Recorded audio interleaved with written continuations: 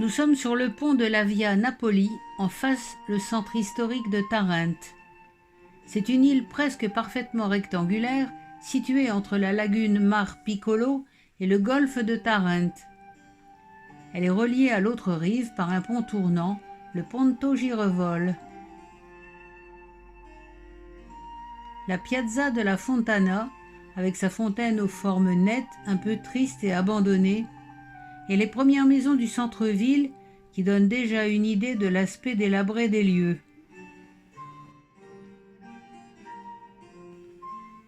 L'île de Taranto a été colonisée vers l'an 703 avant Jésus-Christ par un Sparte, Phalanthos, et ses compagnons parthéniens. Ils y construisirent une acropole dont on retrouve des vestiges dans les fouilles, en particulier en 1933. L'artère principale de cette acropole suivait à peu près le parcours de l'actuelle Via Duomo. Deux chemins se croisent au-dessus de ce parcours, l'un romain, l'autre byzantin. Nous suivons donc le même chemin que dans les temps antiques.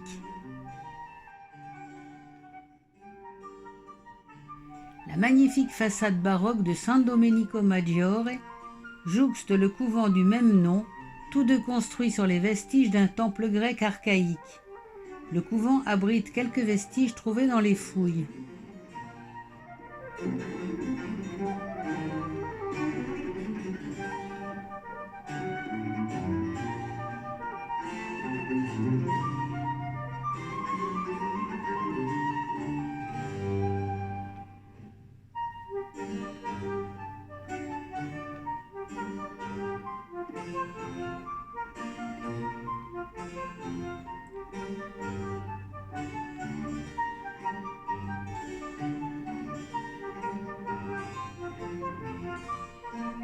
Le Vicoletto Mercanti, le plus étroit chemin du monde.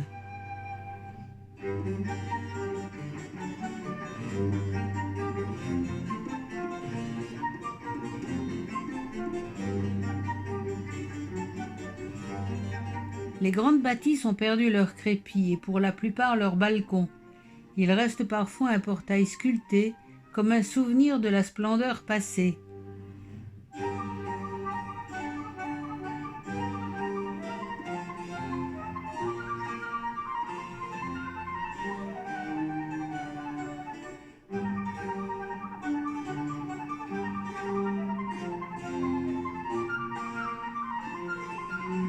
Les arcs-boutants ajoutent un certain charme aux ruelles étroites.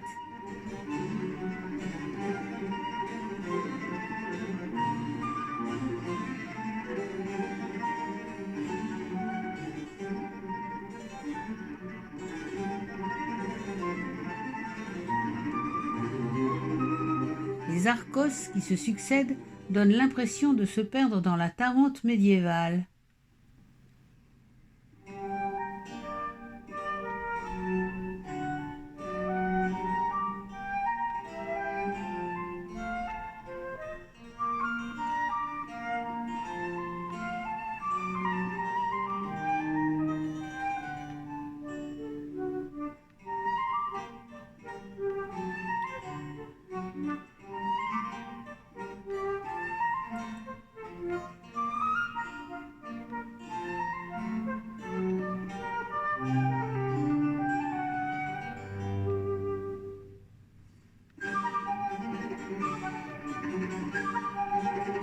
Le Palazzo Manna Primi, qui date du XIIe siècle, a été rénové pour devenir un hôtel-restaurant, comme la plupart des bâtiments qui ont échappé à la ruine. Ce site est habité depuis le néolithique. On y a retrouvé des vaisselles de l'ère mycénienne au XVe siècle avant Jésus-Christ. À l'époque grecque, à partir du 8e siècle avant Jésus-Christ, la ville est riche de l'élevage des moutons et des chevaux, du commerce de la pourpre, de l'orfèvrerie et de la céramique. Les Romains arrivent vers l'an 200 avant Jésus-Christ, mais ne s'implantent que lentement. On parlait encore grec à Tarente au Moyen Âge.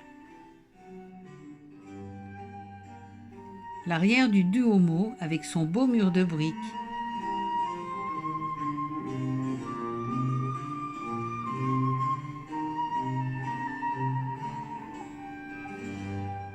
L'église San Castaldo date du XIe siècle, mais la façade, qui s'ouvre sur un petit square au charme désolé, a été remaniée dans le style baroque.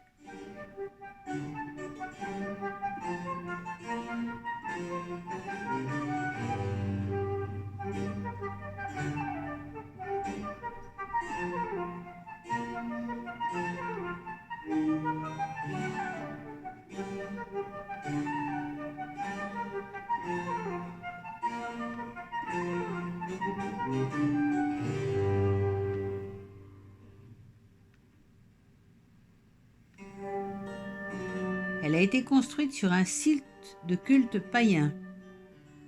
À l'intérieur, 2 trésors. La belle crypte romane, qui devait être couverte de fresques byzantines et de sujets pieux, et dont il ne reste que les belles voûtes.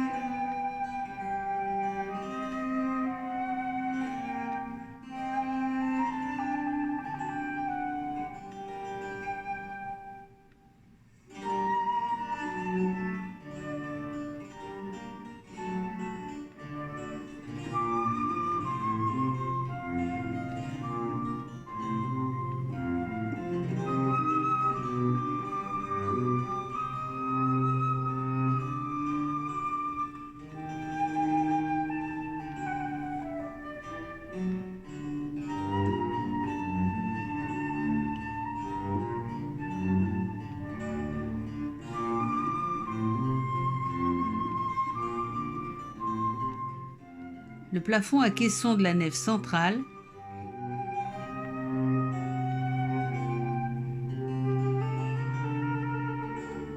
et la chapelle San Castaldo, patron de la ville, un pur joyau baroque aux murs et autels couverts de marqueterie de marbre et de pierre dure.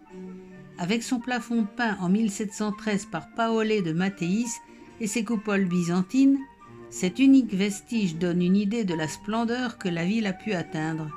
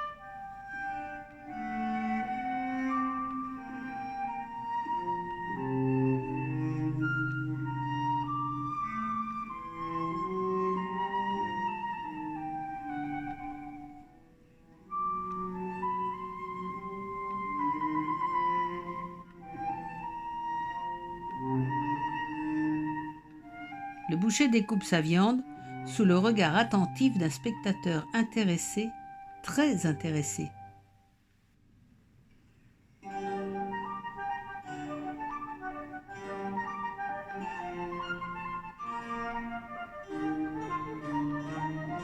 Au hasard des rues, on aperçoit des vestiges de balcons, de grands portails entourés de pierres sculptées, parfois un bâtiment restauré.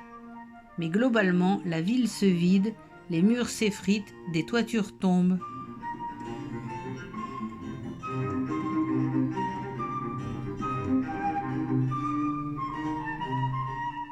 L'ancien couvent Saint-François d'Assise, totalement restauré et transformé en université Aldo Moro de Bari.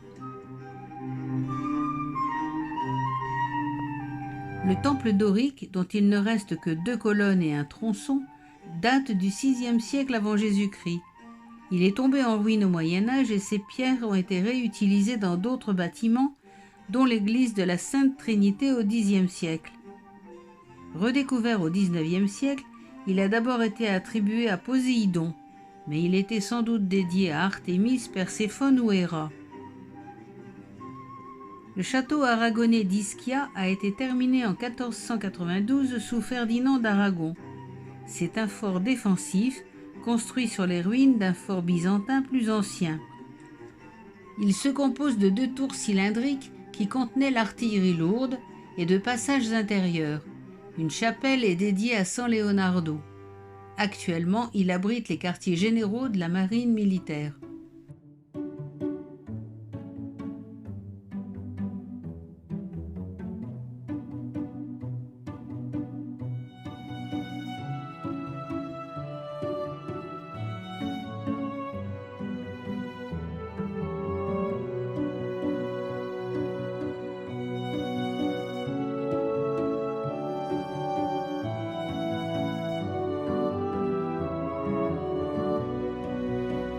Le girevole, le pont tournant métallique qui relie l'île à la ville moderne.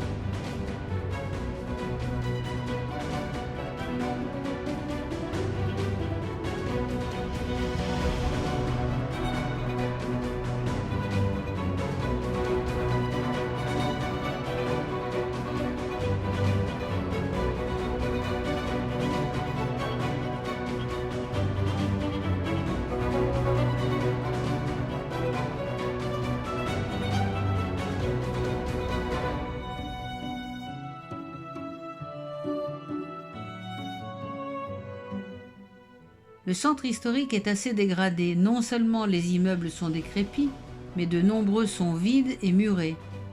Tarente n'a pas connu le destin de ses voisines touristiques comme Lecce ou Alberobello. Tarente est une ville industrielle. En 1965, le complexe sidérurgique Ilva et la raffinerie Shell se sont installés sur la côte de Tarente et sont rapidement devenus les plus gros complexes sidérurgiques européens. Toutefois, cette industrie est très polluante et très peu de mesures ont été prises par le gouvernement, tant national que local, pour combattre la pollution. Tarente est aujourd'hui la ville la plus polluée d'Europe, inondée de monoxyde et de dioxyde de carbone, de dioxine, et le résultat est une surmortalité de 10 à 15% de la population, particulièrement des jeunes, à cause de lymphome, de myélome ou de leucémie. La société Ilva a été condamnée en 2012 par la justice italienne pour désastre environnemental, mais la situation n'a pas beaucoup évolué depuis. Et la commune de Tarente a été déclarée en faillite en 2006 à cause d'une accumulation de passifs pendant plusieurs années. Là encore, la situation est toujours pendante. Tarente, au patrimoine si ancien, abandonné et ravagé par l'activité des hommes.